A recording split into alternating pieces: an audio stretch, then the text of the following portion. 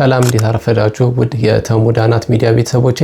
በትዳር ውስጥ አብዛኛው ጊዜ የጽንስ መጨናገፍ ወይንም ደግሞ ሴቶች እህቶቻችን በማህፀናቸው ጽንስ ከያዙ በኋላ ሾተ ላይ በመሆን አብዛኛው ጊዜ በደም እየመታቸው የሚያስቸግረው ምን እንደሆነ በዚህ ጉዳይ ላይ ሐሳቦችን ይዤ መጥቻለሁ። እስከ መጨረሻው ድረስ አብራችሁን ቆዩ። አብዛኛው ጊዜ በትዳር ውስጥ ሴቶች እህቶቻችን ጽንስ ከያዙ በኋላ 1 ወር 2 ወር 3 ወር እንዲሁም ደግሞ ከፍ ብሎ ደግሞ እስከ 6 ወርም ደርሶ ጽንስ እየተጨናገፈ ብዙ ጊዜ በዚህ ጉዳይ የሚቸገሩ እህቶቻችን አሉና ይሄ ነገር ከምን አንፃር ነው ከመንፈሳዊ ህይወት ወይንም ደግሞ ከመናፍስት ውጊያ አንፃር እንዴት እናየዋለን የሚሉን ሐሳብን ይዤላችሁ የመጣሁት። በመጀመሪያ ማህፀን ላይ በመቀመጥ ደም በተደጋጋሚ እንዲፈሰን ወይንም ደግሞ ወራዊ ግዴታ ወይንም ደግሞ ፔሪድ የሚባለው ወሩን ሙሉ በደም የሚመታቸው የሚቸገሩ አብዛኛው እህቶች አሉና ይሄ ነገር ከምን አንፃር ነው? ምናልባት ከአመጋገብ ከአየር ንብረት ከተለያየ አንፃር በሳይንሱ የሚሰጠው ስያሜ ያለና ይሄ ነገር ግን ከአመጋገብና ከነዚህ ነገሮች ባለፈ ከመንፈሳዊ ህይወት ይዘቱ አንፃር ደግሞ እንዴት እንመለከታለን ከመናፍስት ውጊያ አንፃር ደግሞ እንዴት እንመለከታለን የሚለውን ሐሳብ በደንብ የበለጠ ዛሬ እናንሸራሽራለን ማለት ነው። እግዚአብሔር መንፈስ ቅዱስ የምንነጋገረውን ሐሳብ በልቦናችን አስርጾ መፍትሄ ያድርጎልን ከዚህ ክፉ መንፈስ ተለይተን ነፃ የምንወጣበት ያርግልን። አብዛኛው ጊዜ ሾተ ላይ መንፈስ ማህፀን ላይ በሚቀመጥ ጊዜ ጽንስ በሚፈጠር ጊዜ የመንፈስ ማህፀን ላይ በመቀመጥ መጀመሪያውኑ ጽንስ ከመፈጠሩ በፊት በግብረ ስጋ ግንኙነት ወይንም ደግሞ ሴቷ ወራዊ ግዴታ በሚመጣ ጊዜ በተደጋጋሚ ይሄ መንፈስ ማህፀን ላይ በመቀመጥ ብዙ ደም እንዲፈሳቸው ማህፀናቸው እንዲታመሙ ፈሳሽ እንዲወጣቸው ጠረን እንዲወጣቸው ይሄ መላችሁ እንግዲህ ከተፈጥሮ መንገድ ውጪ በሆነ መንገድ መንፈሱ የሚያደርገውን የውጊያ ስልቱን ነው የምነግራችሁ። በተለይ አብዛኛው ጊዜ ቡዳዛር አይነጥላ የራሂሎ መንፈስ የሰይፉ ጨንገር እነዚህ የደም መናፍስቶች ማህፀን ላይ በሚቀመጡ ጊዜ በደም ላይ በሚሰለጥኑ ጊዜ በተለይ ቤተሰቦቻችን ቀድሞውን ባዕድ አምልኮ የሚያመልኩ ከነበረ ዶሮ በግ የተለያየ የደም መናፍስቶችን ግብር በሚያቀርቡ ጊዜ እኛ አሁን ላይ ያለኑ ትውልዶች ይሄን ነገር ላንገብረው እንችላለን ላናቀው እንችላለን። ነገር ግን የኛ እናት ወይንም ደግሞ አያቶቻችን በዚህ የባዕድ አምልኮ የሰይጣናዊ አምልኮ ያቴቴ ጨሌ አየከራማ ሰይፉ ጨንገር ሻምበሶ ጠቋር አዳልሞቲ ወሰንገላ ያሉ እነዚህ መናፍስቶችን በቤታቸው ሲያመልኩ ወይንም ደግሞ በየጠንቋዩና በየደብተራ ቤት እየሄዱ ሲዋረሱትና ሲቆራኛቸው ሲያመልኩት የነበሩ ቤተሰቦቻችን በዛ ውስጥ ያለፍን ልጆች ከሆነን በዚህ መንፈስ የመጠቃታችንና በዚህ መንፈስ ውስጥ የመጎዳታችን ውጤቱ በደንብ ጎልቶ የሚታየው ትዳር ከመያዛችን በፊት ጭምር ነበረ። ብዙ ጊዜ ግን ሰዎች የሚያደርጉት ምንድነው ትዳር ውስጥ ከገቡ በኋላ ይሄ ችግር እንደመጣባቸው አድርጎ ነው የሚያስተውሉት። ነገር ግን ትዳር ከመያዛችን በፊት ራሱ ብዙ ጊዜ ማህፀን ላይ በሚቀመጥ ጊዜ ይሄ መንፈሱ ቅድም የዘረዘርኩላችሁ እነዚህ ከማህፀን ጋር በተያያዘ ብዙ ጉዳቶችን ያመጣል። በተደጋጋሚ ለምሳሌ አንድ ሴት ከትዳር በፊት ግንኙነት በተደጋጋሚ እያደረገች የወሊድ መከላከያ እየተጠቀመች ወይንም ደግሞ እያስወረደች ይቺ ሴት ማህፀኗ እስከመጠረግ ድረስ የሚደርስ ከሆነ ከዛ በኋላ የመውለድ ቻንሷን እያጠበበው ይመጣል ማለት ነው። ይሄ መንፈስ በትዳሯና በህይወቷ ላይ ጥላ ያጠላ ቡዳ የሆነባት ልጅ ወልዳ ትዳር የተሳካ ትዳር እንዲኖራት ፍሬ እንድታይ በዛ ፍሬዋም ደግሞ እግዚአብሔርን እንድታመሰግን የማይፈልግ ክፉ መናፍስት በህይወቷና በነፍሷ ላይ ተቆራኘ ሲኖር እነዚህን ተግባራቶች በደንብ ተገልጦ ይታያል ማለት ነው። ይሄ በግልጽ የሚታየው ነው። በስውር ደግሞ መክሊቷንና ማንነቷን ሁሉ ቀብሮባት የሷ የሆነውን ህይወት ሳይሆን መንፈሱ በሷ ውስጥ ሆኖ የራሱን እቅድና ዓላማ የሚኖረው ኑሮ ነው የሚታየው ማለት ነው። በሐሳብ ከማትግባባ ሰው ጋር በማትፈልገው መንገድና ዓላማ ውስጥ አድርጎ ይቺን ሴት ወደ ትዳር ሊከታት ይችላል። ወይንም ደግሞ ቀድሞውኑ በእጮኝነት ጊዜ ቀድማ ክብረ ንጽህናዋን እንድታጣ ክብረ ንጽህናዋን የምታጣበትን መንገድ ተደፍራ ሊሆን ይችላል፣ ተገዳ ሊሆን ይችላል፣ በመጠጥ ኃይል ሊሆን ይችላል፣ ወይንም ደግሞ በወጣትነት ጊዜዋ ራሷን ገዝታ እንዳትኖር በመጨፈር በመጠጣት በመዝናናት ባልባሌ ቦታዎች ክብረ ንጽህናዋን እንድታጣ ደሟ በከንቱ እንዲያልፍ ያደርጋል። የሷም ደግሞ ደም ክብረ ንጽህናዋን በምታጣ ጊዜ ለመንፈሱ መስዋዕት ሆኖ ነው የሚያልፈለት። ለምን? የእግዚአብሔር ቃል ኪዳን በእግዚአብሔር ቃል ኪዳን ወይንም ደግሞ በቤተ ክርስቲያን ቃል ኪዳን ያን ክብሯን በዛ መንገድ አስጠብቃ ስላላለፈችው ያቺ ሴት ቀድሞውኑ መንፈሱ ግብር አድርጎት በዛ መንገድ ይቆራኛታል። መንፈሱ ያድራል ውስጧ ማለት ነው። ቀድሞ ከነበረው ይልቅ የበለጠ ኃይልና ስልጣን ያገኛል። በዛን ጊዜ መንፈሱ አንድ የመሰልጠኛ ቦታ አድርጎት ያገኘዋል ማለት ነውና ከባለቤታቸው ጋር ግንኙነት በሚያደርጉ ጊዜ እንዳይጣጣሙ ስሜት ማጣትን ባል ደስተኛ ሆኖ ከሷ ጋር ግንኙነት በሚያደርግ ጊዜ ሴቷ ጋር ግን የሱን ሐሳብና መንፈሱን ደስ እንዲለው ብቻ የማድረግ እንጂ ሴቷ በዛ ነገር ላይ ደስተኛ ባለመሆን ነው። አብዛኛው ጊዜ ሴቶች እህቶቻችን ሲያማክሩኝ በውስጥ በኩል ከባለቤት ጋር ግንኙነት በማድረግ ጊዜ እኔ ደስተኛ ሆኜ በፍጹም አላቅም፣ እንደውም በጣም ህመም ነው የሚሰማኝ ትዳሬን ላለማጣት ልጆቼን ላለመበተን እንጂ ከባለቤቴ ጋር ደስተኛ ሆኜ አንድም ቀን ግንኙነት አድርጌ አላቅም የሚሉኝ አብዛኛው ሴቶች አሉ። እና ይሄ ነገር ግን የሚፈጠረው ከምን አንፃር ነው? አንድም በእነሱ ውስጥ ሆኖ እንዳልኳችሁ ቅድም መንፈሱ ባል ሆኛለሁ አንቺ የኔ ብቻ ነሽ ብሎ ሲያስብ መንፈሱ አግብቷቸው ሲቀመጥ ከነሱ እየተነሳ መንፈሱ ባልየውን በስጋ ፍቶት እንዲያይል ያደርግበታል። ሁልጊዜ እንዲገናኛት እረፍት እንዳይሰጣት ለምሳሌ ፔሪድ ላይ ሆና እንዲገናኛት በማድረግ አጽዋማትን ገድፋ ግንኙነት እንዲያደርጉ ወይንም ደግሞ ሴሰኛ ይሆንባታል። በትዳር ውስጥ ሴሰኛ ይሆንባታል ማለት ምንድነው? በቃ ሁልጊዜ ብቻ ግንኙነት እንዲያደርጉ ይፈልጋል ማለት ነውና በእነዚህ ውስጥ ደግሞ የሷን ስሜት አለመጠበቅ፣ በተቃራኒ ደግሞ የሷን ስሜት በመግደልና ስሜቷን በማጥፋት መንፈሱ በደሟ ላይ በስጋዋ ላይ በአጥንቷ ላይ በመሰልጠን በመንፈሷ ላይ በመሰልጠን መንፈሱ የበለጠ ኃይል ያገኛል። ይሄ ማለት ግን ከመንፈሳዊ ሕይወታቸው ርቀው የሚገኙ ሰዎች አብዛኛው ጊዜ ይሰለጥንባቸዋል። የማይሰግዱ፣ የማይጸልዩ፣ ቅዱስ ቁርባን የማይቀበሉ፣ ጠዋትና ማታ በእግዚአብሔር ቤት የማይመላለሱና በአምልኮ ሕይወታቸው የጎለበቱ በመናፍስት ስራው ላይ ደግሞ የነቁ ካልሆኑ እነዚህ ሰዎች የበለጠ መንፈሱ እነሱ ላይ እየረቀቀ ይሄዳል። ኦፕሬሽን እንዲደረጉ፣ ደማቸው በከንቱ እንዲፈስ፣ ስጋቸው መልሰው ነገ ላይ መውለድ የማይችሉበት አይነት የቀዶ ጥገናና የኦፕሬሽን እንዲደረጉ በማድረግ መንፈሱ ትዳራቸው ሊበጠበጥ የሚችልበትን መንገድ የበለጠ ያሰፋዋል ማለት ነው። ይህን መላችሁ ከምን አኳያ ነው? አብዛኛው ጊዜ ከማወራቸውና ከሚያማክሩኝ እህትና ወንድሞች አንጻር ልምድም ተሞክሮ ነው ይሄን የምነግራችሁ። ያ ማለት ምን ማለት ነው? ለምሳሌ አንድ ከወለዱ በኋላ እንደምንም በኦፕሬሽንም በቀዶ ጥገና በተለያየ አይነት በሰርጀሪ ተሰርተው እነዚህ ሰዎች እነዚህን ሁሉ ነገሮች አልፈው ልጅ ከወለዱ በኋላ ደግሞ መውለድ የማይችሉበትን አጋጣሚዎች በዛው በሕክምና ሰዓት ይፈጥረዋል መንፈሱ ማለት ነው። ለምሳሌ ማህፀናቸው እንዲጠረግ፣ እንዲጎዳ፣ በቀዶ ጥገና ምክንያት የሰርጀሪ ሲሰራ ጉዳት እንዲደርስባቸው በማድረግ አንድ ብቻ ወልደው እንዲቀሩ ማድረግ። በዛ ሰዓት ደግሞ ባላቸው ልጅ መውለድ ሊፈልግ ይችላል። መንፈሳዊ ሰው ካልሆነ፣ ቀና ሐሳብ ከሌለው ይሄ ሰው ከትዳሩ ውጪ እንዲሄድ በማድረግ በትዳራቸው እንዲጎዱ በማድረግ ሁለተኛ ደግሞ ባለመውለዳቸው ከነጭራሹም ደግሞ ሳይወልዱ እነዚህ ሰዎች የሚጎዱበትን አጋጣሚ መንፈሱ የበለጠ ይሰራል ማለት ነውና እንዲህ አይነቱ መንፈስ ሾተ ላይ በመሆን ቀድሞ በደምነት ያለውን ገና ጽንስ እንዲጨናገፍ በማድረግ ይሄ መንፈስ ይዋጋቻል ማለት ነውና ይሄ መንፈስ ግን እንዴት ነው መቃወም የምንችለው? መንፈስስ መሆኑ እንዴት ነው የምናውቀው ስንል መንፈሳዊ ሰዎች ስንሆን ብቻ ነው። መንፈሳዊ ሰው ስንሆን ብቻ ነው ማለት ነው። መንፈሳዊ ሰዎች ስንሆን ከእግዚአብሔር ከሆነን ዓለም በክፉ እንደተያዘች እናውቃለን እንደሚል መጽሐፍ ቅዱስ ሰዎች መንፈሳዊ ሲሆኑ በመንፈሳዊ መነጽር ሁሉን መመርመር ይችላል ማለት ነው። ያ ማለት ምን ማለት ነው? በስጋ የሚታየውንም በመንፈስ የሚታየውንም ጭምር ማየት የምንችለው መንፈሳዊ መነጽር ሲኖረን ብቻ ነው። የጸሎት ህይወት፣ የአምልኮት ህይወት፣ የቅዱስ ቁርባን የመለኮታዊ ምሪት ህይወት ሲኖረን ብቻ ነው ማለት ነውና ያለበለዚያ ግን መንፈሳዊ ሰዎች ካልሆነን በዓለማዊና በስጋዊ ሕክምና ብቻ በመሄድ ገንዘባችንን እያባከንን ሐሳባችንና መንፈሳችን እየደከመና እየዛለ ስጋችንን በብዙ አይነት መንገድ እየተጎዳ መንፈሰ ድካሞች ሆነን እየየ ብቻ የምንል ሆነን ተጎድተን ቤት ውስጥ መንፈሱ አሳስሮ ያስቀምጠናል ማለት ነውና ከዚህ መንፈስ ለመላቀቅ ምንድን ማድረግ ያለብን ካለን የመጀመሪያው መንፈሳዊ ሴትና መንፈሳዊ ባለትዳር መሆን ነው የሚያስፈልገው ወንዱም ሆነ ሴቱ። ስለዚህ ይሄ መንፈስ የራሂሎ መንፈስ ሊሆን ይችላል። የራሂሎ መንፈስ ማለት የደም መንፈስ ነው።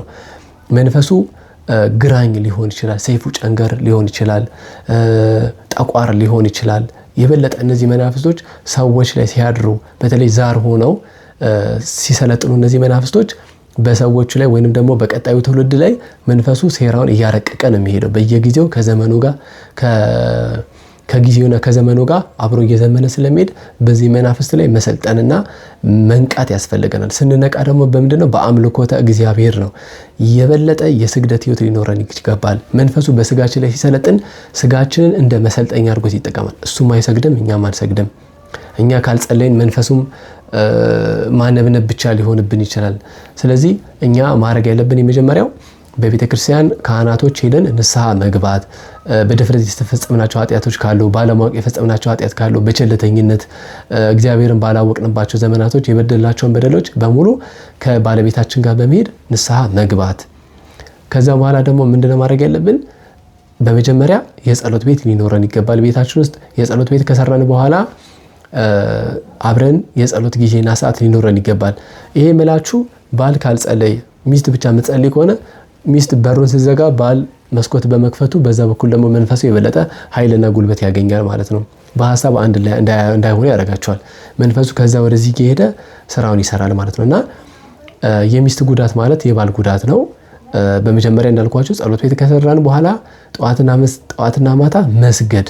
በመጀመሪያ ለጸሎት ስንቆም አቡነ ዘበሰማያት ወይንም ደግሞ አባታችን ሆይ ካልን በኋላ በዛ መንገድ የሚዋጋንን በተለያየ አይነት ከባለቤታችን ወይንም ደግሞ በትዳራችን ውስጥ እንዳንግባባ፣ እንዳንደማመጥ፣ ወደ ቤተክርስቲያን ስንሄድ፣ ወደ ገዳማት ስንሄድ በደም እየመታን ወራዊ ግዴታችን ያለ ጊዜና ያለ ቀኑ እንዲመጣ እያደረገ የሚዋጋንን ክፉ መንፈስ በስግደትና በጾም በጸሎት መዋጋትና ማሸነፍ እንደሚቻል ማመን፣ ራሳችንን ደግሞ ለእግዚአብሔር አሳልፈን መስጠት። ስጋችን ላይ አድሮ ስለሆነ አብዛኛው ጊዜ መንፈስ ደማችን ላይ በመሰልጠን ስለሆነ ይሄ መንፈስ ብዙ ጊዜ ኃይልና ጉልበት ያገኘው ስጋችንን በመግራት በጾም በስግደት በጸሎት መግራት። ከዛ በኋላ ደግሞ መንፈሱን ደግሞ እየጠራን መቃወም። በእኔ ውስጥ በደሜ ላይ ሰለጠንክ፣ በስጋዬ ላይ ሰለጠንክ፣ በመንፈሴ ላይ ሰለጠንክ፣ በጌታዬ በኢየሱስ ክርስቶስ ስም የታሰርክ ሁን፣ ከራስ ፀጉሬ እስከ እግር ጥፍሬ አድፍጥ የተቀመጥክ በስላሴ ስም አስሬሃለሁ፣ ተቃውሜሃለሁ፣ ታሰር እያለን መንፈሱን ካሰርን በኋላ በደንብ ስግደት መስገድ። የአምልኮ ስግደት ከዓመት እስከ ዓመት አይቋረጥም። ይህን የአምልኮ ስግደት መስገድ ያስፈልጋል። ለአብ ሰግዳለሁ፣ ለወልድ ሰግዳለሁ፣ ለመንፈስ ቅዱስ ሰግዳለሁ እያለን ይህን የአምልኮ ስግደት በደንብ መስገድ። ጠዋትና ማታ ይህን ስግደት እየሰገድን በግዝት ቀናቶች ቅዳሜና እሁድ በ12 በ21 በ29 ደግሞ የንስሐ ስግደትና የጸጋ ስግደት አይሰገድም። እነዚህን ቀናቶች እየጠበቅን ጠዋትና ማታ መስገድ፣ ባለን የጸሎት ጊዜያቶች ላይ ሁሉ ስግደታችን እያካተትን ከመዝሙረ ዳዊት ሊሆን ይችላል መዝሙረ ዳዊት ሊሆን ይችላል፣ ውዳሴ ማርያም ሊሆን ይችላል። እናንተ ጸሎት ቀድሞ የምታደርጉ ከነበረ ያላችሁን የጸሎት ህይወት መቀጠል ነው። በዚህ ውስጥ ግን የምታካትቱት ምንድነው? መንፈሱን መቃወምና ስግደት መስገድ፣ ማሰር። ተቃውሜሃለሁ፣ ታሰር፣ በደሜ ላይ የሰለጠንክ፣ በትዳሪ ውስጥ ጣልቃ የገባ፣ እኔን አግብተህ የተቀመጥክ፣ ትዳር እንዳልይዝ ትዳሪ በዚህ መንገድ እንዲበተን የምታደርግ በጌታዬ በኢየሱስ ክርስቶስም ታሰር እያላችሁ መንፈሱን እያሰራችሁና እየተቃወማችሁ በመቁጠሪያ በደንብ እየገሰጻችሁ እየቀጠቀጣችሁ ታሰር ማለት በመቁጠሪያ ላይ አድሮ የሚገሰጸው የእግዚአብሔር ቅዱስ መንፈስ መሆኑ የእግዚአብሔር የስሙ ኃይል እንደሆነ አውቃችሁ በኃይል ሳይሆን በጌታዬ በኢየሱስ ክርስቶስ ስም አስሬሃለሁ ታሰር እያላችሁ መቀጥቀጥ፣ እንደዚህ መቃወም። በድንግል ማርያም ስም፣ በኤልሻዳይ፣ በአዶናይ፣ በጸባዖት ስም ሳዶር፣ አላዶር፣ ዳናት፣ አዴራ፣ ሮዳስ በተወጋው ጎኑ በፈሰሰው ደሙ በአማኑኤል ስሙ ታሰር እያላችሁ መንፈሱን መገሰጽ። በጸሎት ጊዜ አብዛኛው ጊዜ የሚቃወመን መናፍስት ይኖራል። ማስፈራራት፣ ሽንት ማምጣት፣ ፈስ ማምጣት፣ ጸሎትን አስጀምሮ ማስተው፣ እነዚህ ሁሉ ነገሮች አንዱ ወደ መንፈሳዊ ህይወት ስንመጣ የሚገጥሙን ፈተናዎች ናቸው። ጸንተንና በርትተን በዚህ ህይወት ውስጥ ከቀጠልን ግን ከኛ ላይ ከጨለማ ወደ ብርሃን ስንሄድ ጨለማ ወደ ኋላ ብርሃን ወደፊት እየተገለጠ በእኛ ላይ የሚታየው ደግሞ ማንኛውም የለበስነውን ሊሆን ይችላል። ማንነታችን የሚታየው ወደ ብርሃኑ ስንወጣ ነውና እኛ ላይ ቀድሞ ጨለማ ለብሶን የነበረው ክፉ መንፈስ ከኛ እየራቀ የሚሄደው ወደ እግዚአብሔር፣ ወደ ቤተክርስቲያን፣ ወደ ጸበል። ቤተክርስቲያናችን ልንድንባቸው ያስቀመጠችባቸው ማንኛውንም አይነት መፍትሄዎችን በመጠቀም ያ ማለት ምን ማለት ነው? ቤተክርስቲያን በዶግማዋና በስርዓቷ ያስቀመጠቻቸውን እነዛ ነገሮች በግልጽ ስናረጋቸው ስንተገብራቸው ጭምር በዛ ውስጥ መፍትሄ እናገኛለን ማለት ነውና ከባላችን ጋር ወይንም ደግሞ እኛ በትዳር ውስጥም ልትሆኑ ትችላላችሁ። ከትዳር ውጭ ሆናችሁ በዚህ ነገር እየተጠቃችሁ ያላችሁ ያ ማለት ምን ማለት ነው? አንዳንድ ጊዜ በጓደኝነት ውስጥ ይሄ ነገር የሚፈጠርባችሁ አለ። ከትዳር ውስጥ ከመጣመራችሁ በፊት ግንኙነት እያደረገው የሚጨናገፍባችሁ አለ። ይሄ ማለት ምን ማለት ነው? አንድም ከሕገ እግዚአብሔርና ስርዓት በመውጣታችን መንፈሱ የበለጠ እኛ ላይ ጉልበትና ኃይል ያገኛል። እንደገና ደግሞ ዘርን እየቆጠረ የሚመጣ መንፈስ አለ። ያንን ማስቆም የምንችለው ደግሞ እኛ ከእግዚአብሔር ጋር ያለን መንፈሳዊ ቁርኝነት ነው ማለት ነው። ስለዚህ በተለይ ማታ ማታ መልካ ሩፋኤል እየጸለይን ይህን መንፈስ ኃይለ አጋንንትን የሚያሳድድልን ፈታሄ ማህፀን የሆነውን ንብረታችንን በቁስል ላይ በደዌ ላይ የተሾመውን ቅዱስ ሩፋኤልን መማፀን ማታ ማታ መልካ ሩፋኤል እየጸለይን የጸሎት ውሃ በተለይ በስደት ያለን ከሀገር ውጭ ጸበሉ ማግኘት የማንችል ሰዎች የጸሎት ውሃ ሁል ጊዜ እያስቀመጥን ከጸለይን በኋላ ማለት ጸሎት ከጨረስን በኋላ 3 ጊዜ በአብ በወልድ በመንፈስ ቅዱስ ስም የተባረከ ይሁን ብላችሁ 3 ጊዜ እፍ ብላችሁ ያንን የጸሎት ውሃ መጠጣት መጠመቅ፣ እንዲሁም ደግሞ እምነት እያቀጠናችሁ ያንን እምነት መቀባት ሰውነት አካላችሁን በመቀመጥ ስጋችሁ ላይ ያደረውን ክፉ መንፈስ ኃይልና ጉልበት እንዳይኖረው ያደርግላችኋል። ኃይሉን ያደክምላችኋል። ከደዌ የምትፈወሱበት በተለይ አቡነ ሐራ ድንግል እምነታቸውን መቀባት የትኛውንም ቅዱስ እምነት እየተቀባችሁ ከዚህ ክፉ መንፈስ መላቀቅና መዳን የምትችሉበትን እነዚህን መፍትሄዎችን መጠቀም። ከዛ በኋላ ደግሞ ስዕለት መሳል እንዲሁም ደግሞ የአባ ኪሮስ የአቡነ ገብረ መንፈስ ቅዱስ የአቡነ ተክለ ሃይማኖት የተለያዩ ቅዱሳን አባቶቻችን ገድላቶችን በመሸከም በማዘል ሾተ ላይ ሆኖ ወገብ ላይ ሽንጥ ላይ ማህፀን ላይ በመቀመጥ ይሄ መንፈስ ግብሩን የሚወስደውን የደም ግብር የሚወስደውን የነፍሳት ግብርን የሚወስደውን መንፈስ ያ ቅዱስ እግዚአብሔር በሰጣቸው ቃል ኪዳን ከናንተ ሕይወት ቆርጦ እንዲያወጣላችሁ መማፀንና መሳል እንዲሁም ደግሞ ከቅዱሳን አባቶቻችን ከተገባላቸው ቃል ኪዳን ገድላቸውን በመሸከም እንደና አባ ኪሮስ አባታችን ከነሱ ቃል ኪዳን መሳተፍ እንችላለንና መዳን እንችላለን። ይህንን በማድረግ መንፈሱን በደንብ በማሰር ታሰር ተቃውሞ ያለው ክጂ ያለው ከዛሬ ጀምሮ በእኔ ውስጥ በዚህ መንገድ ገብረን የምትወስድ አቁም እያላችሁ መንፈሱን እየገሰጻችሁ እየተቃወማችሁ ቤታችሁ ውስጥ አብዝታችሁ በመስገድ በመጸለይ ኪዳን በመሳተፍ ጥምቀት በመጠመቅ በዚህ መንገድ ህይወታችሁን ትዳራችሁን በዚህ መንገድ ከናንተ ግብር የሚያገኘው መንፈስ መቃወም።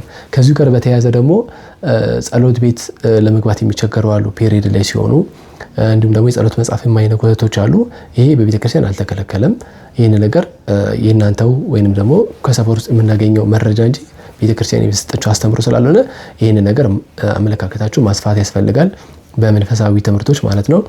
ከዛ በኋላ ደግሞ ትዳራችሁን የመጀመሪያው ትልቁ ዋናው መፍትሄ ደግሞ እንዳልኳችሁ ጸሎቱ ስግደቱ እንዳለ ሆኖ ቅዱስ ቁርባን መቀበል። በቅዱስ ቁርባን ውስጥ የምናገኛቸው በደምና በአጥንታችን ውስጥ የሰለጠኑትን ክፉ መናፍስቶች ኃይላቸውን ጉልበታቸው ጠርጎ እያወጣልን እያደቀቀልን የእግዚአብሔር ያ በሚስጥር ቁርባን ውስጥ የምናገኘው መለኮታዊ ኃይል ለአይምሯችንም ለስጋችንም ለምድራዊም ለሰማያዊውም በረከትም መዳኛም የሚሆን ነው። የመጀመሪያው የኃጢአት ስርየት የምናገኝበት የልጅነትን መንፈስ የምናገኝበት በሚስጥረ ቁርባን ውስጥ፣ በስጋችን ደግሞ በምድር ስንኖር መከራን መቀበል መታገስ የምንችልበትን እንዲሁም ደግሞ መጽናት የምንችልበትን ከአጋንንት ስርዓት የምንላቀቅበትን ከሚያዘገየን ከሚያስረፍደን መንፈሳችን ድባቴ ውስጥ ጫት ውስጥ ሱስ ውስጥ በስጋ ደዌ የምንሰቃይበትን ከነዚህ ሁሉ ነገር ውስጥ ቆርጦ የሚያወጣን ያ የሚስጥረ ቁርባን ኃይል ነውና ቅዱስ ቁርባን በመቀበል ይህን ክፉ መንፈስ በደማችን ላይ በነፍሳችን ላይ የሰለጠነውን ኃይል አጋንንት ማራቅ እንችላለን። መድኃኒታችን ኢየሱስ ክርስቶስ የታሰሩትን ሊፈታ የተጣሉትን የተረሱትን ሊያነሳ በአሕዛብነት ሕይወት ውስጥ ያሉትን ክርስቶስ ወደሱ ሊያመጣ ከፍ ባለው ቀራንዮ መስቀል ላይ ተሰቅሎ ያዩት ሁሉ ይድኑበት ዘንድ እንጂ ይጠፉበት ዘንድ ስላልሆነ የተሰቀለው ክርስቶስ ሁላችንም ወደ ሚስጥረ ቁርባን በመቅረብ በተለያየ አይነት ሱስ ውስጥ ያለን በተለያየ ዳዌ አልጋ ቅሮኛ ውስጥ ሆነን የምንሰቃይ ሰዎች ጸበል ቦታ በመሽከርከር ገዳማት ብቻ በመዞር ሳይሆን አንድ ቦታ ተረጋግተን ጸበል ቦታም ሊሆን ይችላል፣ ቤታችንም ሊሆን ይችላል። ንስሐ ገብተን ከዛ በኋላ ስነ ምግባራችንን በማስተካከል ከልማድ ኃጢአት ራሳችንን በመግራትና ከዛ ህይወት ለመውጣት ራሳችንን በማሻሻል ወደ ቅዱስ ቁርባን በመቅረብ በቅዱስ ቁርባን ውስጥ ማግኘት የምንችላቸውን ማንኛውንም መንፈሳዊ በረከቶች፣ ቃል ኪዳኖች ወይንም ደግሞ ድህነትን በዚህ መንገድ ማድረግ እንችላለን። የበለጠ ግን በዚህ ችግር ውስጥ ያላችሁ እህት ወንድሞቼ ራሳችሁን ለንስሐ፣ ለጾም፣ ለጸሎት፣ ለስግደትና መንፈሱን እየተቃወማችሁ ቅዱስ ቁርባን መቀበል። ቅዱስ ቁርባን ደግሞ ሲባል ዘላችሁ መግባት የለባችሁም። ስለ ቅዱስ ቁርባን በደንብ አስተምሮችን አዳምጡ። ብዙ መምህራኖቼ ነቃ ጥበብ ስለ ሚስጥረ ቁርባን በደንብ አስተምረዋል።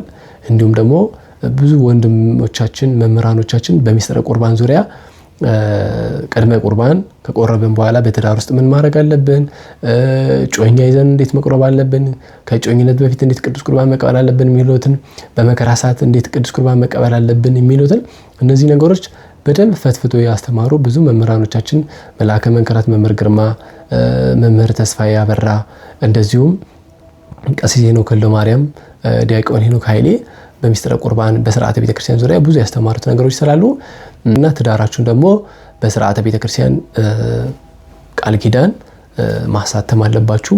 ከዚህ ጋር በተያያዘ ጥያቄ ያለባችሁ ወንድመቶቼ ኮሜንት ልታደርጉልኝ ትችላላችሁ። እንዲሁም ደግሞ ፕሮፋይል ላይ ባለው ሊንክ የቲክቶክ ሊንክ ልትጽፉልኝ ትችላላችሁ። ይህ ቪዲዮ ለእናንተ ጠቃሚ ሆኖ ካያችሁት ላይክ፣ ሼር፣ ሰብስክራይብ በማድረግ አገልግሎቱን በእግዚአብሔር ስም እንድትደግፉ አሳስባችኋለሁ። ዳግም እስክንገናኝ ሰላም ቆዩ።